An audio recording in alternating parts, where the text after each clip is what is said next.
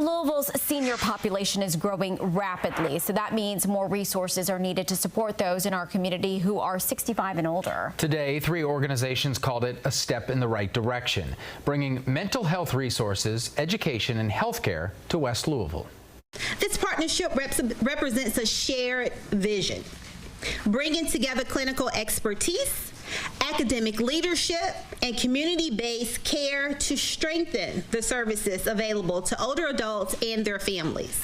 ElderServe has been helping Louisville seniors in the West End since the 1960s. Their goal, empower older adults to live independently and with dignity.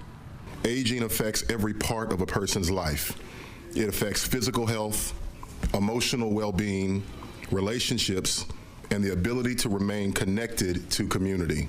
Monday, that mission got a little easier thanks to a new partnership with U of L's School of Nursing and Creative Spirits Behavioral Health.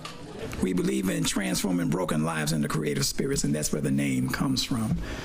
And the thing that we do know, the reality that we do know, is that if there's any segment of our population that deserves mental health care, yes, it's our senior citizens. Yes. ElderServe says care is strengthened in several critical ways. U of L nursing students get hands-on experience. Seniors get young people to interact with. Loneliness, grief, anxiety, and depression are addressed through creative spirits, and healthcare needs are met, all in one place.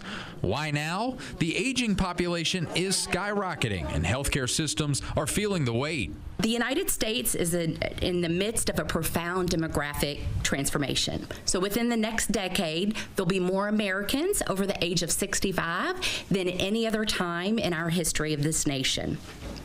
Our hospitals, clinics, and community organizations are already feeling the weight of that shift. Seniors who need these resources can visit Elder Care on South 28th Street. More information about the services offered can be found on their website.